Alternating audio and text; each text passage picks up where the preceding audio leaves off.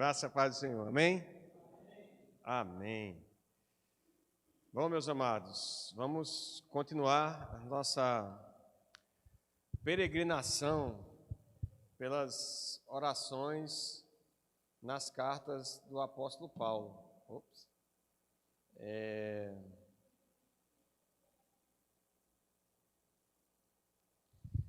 Nós vimos na última, 15 dias atrás, né, nós vimos a oração em 1 Tessalonicenses, a oração lá do capítulo 3, uma oração pequenininha. Obrigado, meu irmão. Pode sair. Valeu. Que fala que é uma intercessão ao Senhor para que o amor dos irmãos cresça. Está lá no capítulo 3, verso 11 em diante. Também que o coração dos irmãos fosse confirmado em santidade. E agora nós passamos para o livro, a segunda carta de Paulo aos Tessalonicenses, lá no capítulo 3 também, lá no finalzinho da carta, o apóstolo também faz, hoje não necessariamente uma oração na estrutura de oração que nós conhecemos, mas é uma intercessão do apóstolo, ele pede oração. Então hoje nós vamos ver Paulo pedindo oração aos Tessalonicenses, aqui na segunda carta aos Tessalonicenses, capítulo 3, verso 1 até o verso 5, um pequeno trecho da palavra do Senhor que nós vamos ler agora. Paulo pede que intercedamos. Diz assim o texto da palavra do Senhor: Finalmente, irmãos, orai por nós para que a palavra do Senhor se propague e seja glorificada, como também está acontecendo entre vós, e para que sejamos livres dos homens perversos e maus, porque a fé não é de todos. Todavia, o Senhor é fiel, e Ele vos confirmará e guardará do maligno.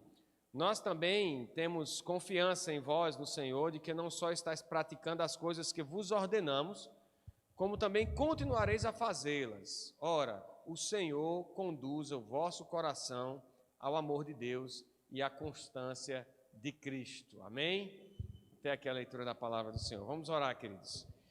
Senhor nosso Deus, muito obrigado por estarmos aqui, Senhor, te louvamos por essa oportunidade de meditarmos na Tua palavra mais um pouco, apesar de nós, pecadores que somos. E agora que consideramos, Senhor, estudar, ler a Tua palavra, ouvir a Tua voz, te pedimos que o Senhor ilumine o nosso coração, ilumine, Senhor, a nossa mente, para entendermos mais de Tua vontade, para entendermos mais da Tua palavra, para conhecermos mais o Senhor, para crescermos em intimidade com o Senhor, em santidade, e que o Teu nome seja glorificado, Senhor, em cada palavra que for proferida aqui. Abençoa o Teu povo, Senhor, a Tua igreja, Senhor, invisível, em todos os lugares, Senhor, especialmente onde há perseguição e onde há guerra, que o Senhor fortaleça a fé dos eleitos, Senhor. Que o Senhor prepare o Teu povo santo para o dia glorioso do Senhor. Assim que nós te oramos, Senhor, pedindo a Tua direção, a Tua graça, Senhor, porque se não for a Tua graça, nós não faremos nada nessa noite, não entenderemos nada, Senhor, mas pela Tua graça e misericórdia, fala conosco, em nome de Jesus. Amém. Bom, meus irmãos, a gente já vem discorrendo sobre essas orações do apóstolo Paulo desde a carta aos Romanos, né?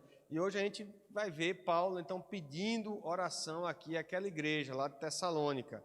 A carta, na verdade, ela é um alerta àquela igreja, aos irmãos daquela igreja, sobre a revelação do anticristo, do iníquo, né? O engano que vai ser revelado junto com essa figura, esse personagem dos últimos tempos, essa personagem escatológica. E Paulo, então, aqui alerta os irmãos sobre a possibilidade deles virem a ser enganados, ou a necessidade de viver a cada dia segundo o Evangelho do Senhor. E os Tessalonicenses, possivelmente, aqui novamente fazendo aquela digressão, né? A gente vindo contexto para entender o porquê da carta. Me parece que os tessalonicenses haviam entendido um pouco de forma equivocada sobre a questão do último dia, sobre a questão do juízo final, e que possivelmente eles teriam entendido que estavam vivendo já, que o tempo presente deles era o tempo do juízo final, que havia chegado, e então algumas exortações foram absolutamente necessárias. Inclusive Paulo chega a falar que alguns estavam se portando desordenadamente, que não estavam trabalhando. Eu acho que o pessoal achou, não, é o último tempo mesmo, Jesus vai voltar, e deixou de trabalhar, e quem sabe, né, vendeu o que tinha, e começou a deixar os outros desassistidos também. E Paulo então vem chamar a atenção para a necessidade de aplicar o Evangelho e a palavra na vida diária, no trabalho diário, no estudo, na escola, em tudo que eles fossem fazer, de forma a estarmos preparados para esse último dia. Ainda que os últimos tempos tenham começado com a vinda de Jesus e a sua ressurreição, mas nós temos que viver a vida diária, rotineira, cotidiana, estando preparados para o último tempo. E a primeira pergunta que a gente pode fazer, né, a respeito desse pedido de oração aqui, será que tem algum problema a gente pedir para orar? Será que tem algum erro pedir que os outros orem por nós? Ou como é que a gente deve pedir para que os outros intercedam? E Paulo começa dizendo, finalmente, irmãos, é uma espécie de conclusão aqui para a sua carta. Ele diz, finalmente, irmãos, orai por nós, para que a palavra do Senhor se propague e seja glorificada, como também está acontecendo entre vós. Orai por nós. Vocês, no meu tempo, né, o pastor falou aqui dos mais antigos, mais novos, do relógio de corda. Gabriel desenterrou um corinho lá de não sei de quando, mas a gente costumava falar dos irmãos 6 horas. Não sei se vocês lembram do irmão 6 horas, né? Qual é o irmão 6 horas? Irmão 6 horas por mim, 6 horas. Todo irmão que ele encontra, ele 6 horas por mim, por favor, 6 horas por mim. É o irmão 6 horas. E a gente tinha essa figura na igreja, que era aquele irmão que estava sempre pedindo oração, sempre pedindo oração. Será que Paulo é um desses irmãos 6 horas, um irmão que 6 horas por mim está pedindo para que os irmãos ali orem por ele? De fato, Paulo está pedindo oração. E isso é um primeiro ensinamento para nós, é que Paulo não despreza a oração do crente, né? E que muitas vezes a gente despreza. Haja visto, por exemplo, a frequência nas reuniões de oração. A gente talvez ignore o poder que há na oração do justo. A força de uma igreja orando, a força de uma igreja que se ajoelha, que se prostra na presença do Senhor e clama pela ação do Senhor, pelo poder de Deus. Então, pelo reavivamento. Talvez a gente precise aprender com Paulo aqui, de que a gente não pode desprezar a oração dos irmãos. Mesmo aqueles irmãos de Tessalônica que estavam talvez entendendo equivocadamente a realidade e o ensino da palavra, mas Paulo está pedindo oração àqueles irmãos. Nós não devemos desprezar então a oração do crente. Não há mal nenhum em pedir oração, mas nós devemos ter cuidado pelo que pedir. Na verdade, muitas vezes nós pedimos, e como diz Tiago, escrevendo na sua epístola, nós pedimos mal, nós pedimos e não recebemos porque pedimos mal, e pedimos para esbanjar na nossa própria, na nossa vaidade, na nossa concupiscência, na nossa cobiça. E muitas vezes os nossos pedidos são pedidos egoístas, que refletem as nossas ambições e as nossas vaidades, né? Então, possivelmente, se nós colocarmos o vidrinho, antigamente a gente tinha isso, né? Tinha um vidrinho de oração, que a gente colocava o pedido de oração e ficava, em determinado momento lá, a gente orava por aquele vidrinho e tal, rasgava os pedidos. E se a gente analisasse aqui os pedidos de todos os irmãos da igreja, a gente vê que boa parte dos pedidos são pedidos egoístas, são pedidos para pagar nossas contas. Olha que todo mundo tem muita conta para pagar, mas para pagar as contas, pedido para o emprego, pedido para a doença, e tudo tem tem o seu o seu espaço, tem o seu peso, mas é interessante notar de que como, hoje, Clânia me mostrava uma parte do livro lá que elas estão terminando de estudar, Vencendo Medos e Ansiedades. E a autora falava exatamente disso, de que, na verdade, a gente vive com um foco tão grande nas coisas desse mundo, que boa parte daquilo que das nossas ansiedades, dos nossos medos, das nossas dificuldades, são exatamente por uma falta de perspectiva de eternidade. É porque nós focamos e centramos demais nossa vida nas questões desse mundo. E Paulo, ele está ensinando aqui aquela igreja, apesar de pedindo oração a ela, mas ensinando como deve interceder. Ele diz assim: orai por nós, para que a palavra do Senhor se propague e seja glorificado. O pedido de intercessão aqui, Paulo podia pedir pela saúde dele, não tinha problema nenhum se ele pedisse, ele podia pedir pela situação dele lá, o sustento missionário, mas ele está pedindo para que a palavra do Senhor se propague e seja glorificada. Há uma tradução que diz para que o evangelho possa seguir o seu curso. Isso nos ensina de que nós, como igreja, nós não vivemos para as nossas próprias atividades, para a nossa manutenção. Não existe igreja que vive para manutenir igreja. A igreja vive para gerenciar os seus problemas internos, para administrar as sociedades e os dízimos ali, as suas reformas. A igreja não vive para isso. A igreja vive para adorar a Deus, cultuá-lo e propagar o evangelho. Essa é a nossa missão. A igreja é um grupo, é uma reunião, a palavra eclesia é uma reunião de chamados, mas não são chamados para dentro da igreja, nós somos chamados para fora. Então, a proclamação do evangelho é condição de existência do nosso ser, né? Se Shakespeare pudesse escrever sobre ser ou não ser, eis a questão da igreja, nós seria proclamar ou não proclamar, eis a questão da igreja. Essa é a nossa razão de existir, cultuar a Deus, adorar e proclamar. Então Paulo pede aqui para que aqueles irmãos orem por ele, Silas, Timóteo, pelo aquele grupo ali que está viajando, pelo grupo que está abençoando as igrejas, ministrando nas igrejas, mas para que a palavra do Senhor se propague. A igreja não funciona apenas para seus setores internos. É importante nós termos as sociedades, os departamentos. Nós estamos discutindo esse ano a necessidade de uma UPH ativa, a necessidade de pequenos grupos, especialmente pequenos grupos de homens.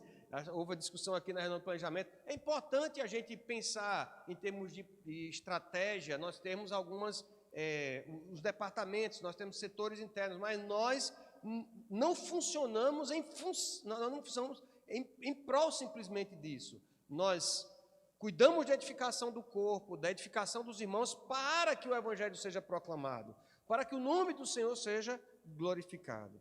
A igreja é uma comunidade de chamados para fora. Paulo pede oração, então, por missão, para evangelização. Meus irmãos, orem por nós, para que a evangelização continue, para que as missões sejam realizadas. E a igreja deve, então, orar por proclamação. Nós precisamos orar por todos os pedidos que foram colocados aqui. É importante que oremos, mas nós, como igreja, nós somos igreja porque proclamamos. Então, devemos orar pela proclamação do evangelho, para que a palavra do Senhor se propague e seja glorificado. O evangelho siga seu curso, possa seguir seu curso, como também está acontecendo entre vós. E uma igreja que é desafiada a orar por missões é uma igreja que faz missões. Uma coisa não pode estar dissociada da outra. Nós percebemos a necessidade que o mundo tem da graça e do evangelho quando nós pregamos. Se nós fizermos aqui uma pá de estudos o ano todo sobre a graça, sobre a necessidade de salvação, vai ser muito importante aqui nos grupos menores, mas nós temos que fazer também o exercício da proclamação, o avanço missionário em Cabaceiras, o avanço em Pedra d'Água. Nós temos que ir pregar aqui aos arredores da igreja, onde for, no avanço da mocidade. Nós precisamos proclamar. E a igreja, então, ela é desafiada a orar pela proclamação, porque está acontecendo na igreja de Tessalonicenses a proclamação, porque é assim que está acontecendo entre vós. Eu sei que vocês estão pregando, eu sei que vocês estão proclamando. A intercessão missionária e a proclamação são inseparáveis. Intercessão sem proclamação é atitude forçada. Vamos botar todo mundo para interceder por missões aqui. Aí vamos forçar todo mundo a interceder. O caboclo, o cidadão não tem experiência, nunca pregou o evangelho na vida dele. Ele não percebe a necessidade que o mundo tem da graça do Senhor, como é necessário ouvir falar do evangelho. Mas a gente vamos fazer aqui todo mundo orar, vamos coagir todo mundo a orar. É atitude forçada. A intercessão, ela anda junto com a proclamação, porque você proclama, você sente necessidade de orar por quem proclama o evangelho. Você sente necessidade por quem está num país onde há perseguição, num país onde há guerra. Porque você proclama o evangelho, você sente necessidade de orar por Adilson que está lá em Cabaceiras. Você sente necessidade de orar pelos pastores que estão aqui. Orar por missões é fruto de uma igreja que faz missões. O estímulo para aqueles que vivem em piedade é ver que os outros também vivam. A gente não está competindo aqui quem é mais santo, aí quem é mais missionário que ninguém. O estímulo nosso de pregar é saber que a igreja está pregando, é saber que os outros irmãos também estão caminhando em santificação, em honra, em piedade. A santificação é um chamado para ser partilhado. Orai por nós, para que a palavra do Senhor se propague, seja glorificada, como também está acontecendo entre vós. E para que sejamos livres dos homens perversos e maus, porque a fé não é de todos. E aqui é um gancho para a gente pregar sobre predestinação, não é verdade? Mas, aproveitando a deixa de Calvino, João Calvino falando sobre esse texto, ele entende que Paulo está se referindo aqui àqueles homens que se misturam na igreja, porque o joio e o trigo só vai ser separado de fato no último dia, como o Senhor Jesus falou. Então, há muitas vezes pessoas más dentro da igreja, que têm intentos maus, que embaraçam a proclamação do Evangelho. Um outro comentarista chamado Albert Barnes, ele exemplifica aqui que talvez o apóstolo tivesse se referindo a judeus que se apegavam a tradições de homens e que ao Evangelho poderiam estar se referindo aqui, estão se apegando às tradições em vez do Evangelho. Quem sabe nós não nos identificamos com esses homens maus, quando nós não sabemos acolher aqueles que pensam de modo diferente de nós, naquilo que não é essencial. Nós vamos falando um pouco sobre isso aqui na escola dominical, domingo de manhã. O pastor tem falado sobre os problemas da igreja de Corinto. Agimos muitas vezes com perversidade no nosso coração, como fiscais uns dos outros, em vez de irmãos amorosos, que subsistem no mesmo corpo. E o Paulo está dizendo, olha, vamos orar, orem por nós, orem por missões, para que a palavra se propague, como está acontecendo na igreja de vocês aí, para que sejamos livres de homens perversos e maus, porque a fé não é de todos. E aqui há outras duas verdades que eu gostaria de salientar, meus irmãos.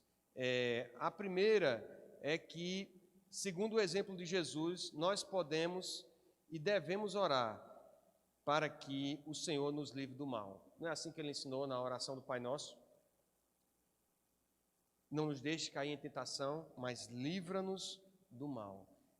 Nós podemos orar para que o Senhor nos livre do mal, para que sejamos livres de homens perversos e maus, porque a fé não é de todos. E nós devemos orar na nossa intercessão missionária, no trabalho missionário, no trabalho da igreja, nós devemos orar para que o Senhor nos livre do homem mau. A maldade muitas vezes se materializa nas pessoas que querem confrontar o Evangelho, que querem envergonhar aqueles que pregam o Evangelho. Por mais que o humanismo tente dizer que as pessoas são boas e que elas buscam um bem moral, que é isso que... E a gente falou um pouco sobre isso também na escola dominical da Revolução Francesa para cá.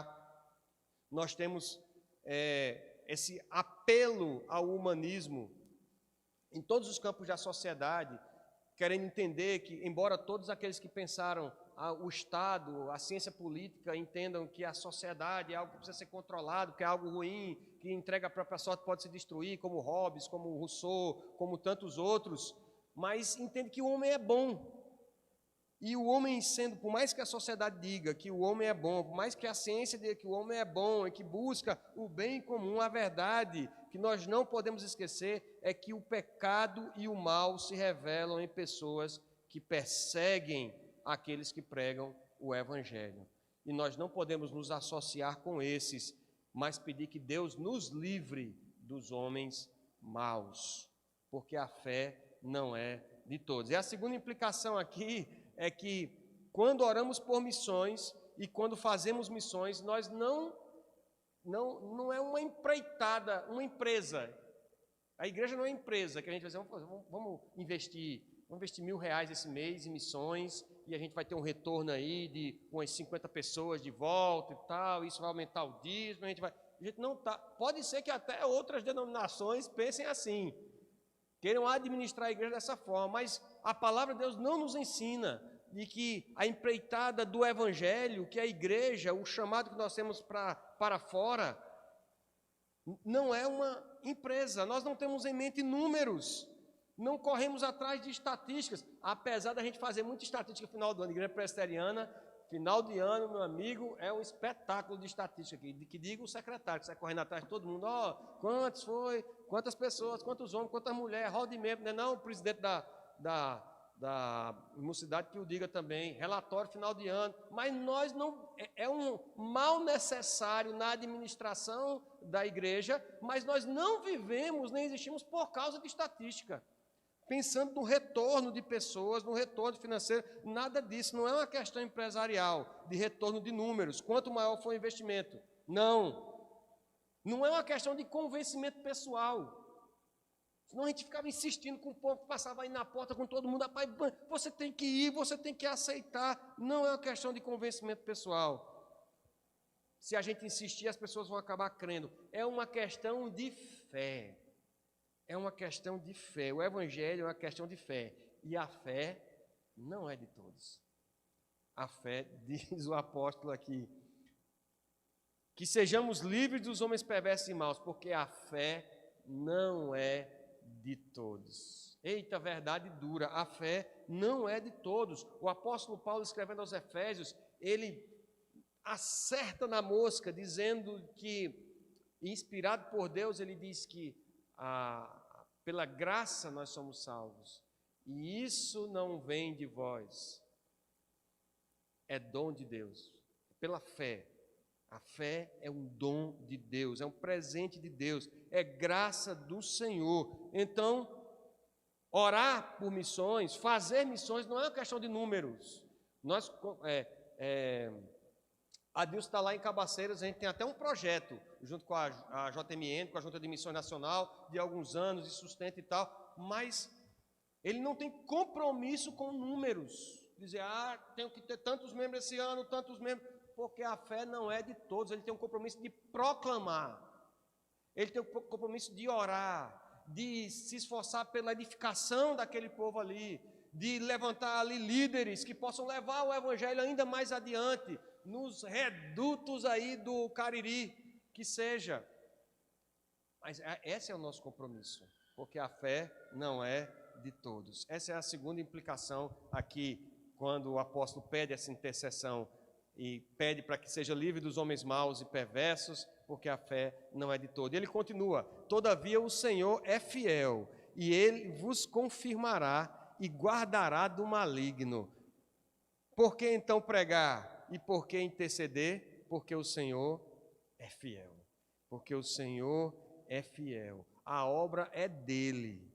A obra não é nossa. A igreja presbiteriana católica não é nossa. Na hora que alguém aqui se arvorar no direito de dizer que a obra é dele, que a igreja é dele, em nome de Jesus, tem uma história, eu acho que é com o Jonathan Edwards. Jonathan Edwards teve um ministério durante um tempo numa igreja, e ele muito, né, ortodoxo, uma pregação muito reformada, e depois de um tempo ele foi preterido pela igreja, ele teve que sair, que a igreja não queria mais ele ministrando como pastor, ele foi para outra igreja, e chegou um cidadão lá, um pastor bem liberal, e ele começou a pregar coisa de liberalismo mesmo, longe da palavra, filosofia, e teve uma irmãzinha lá que tirou a sandália e jogou no pastor quando ele estava pregando.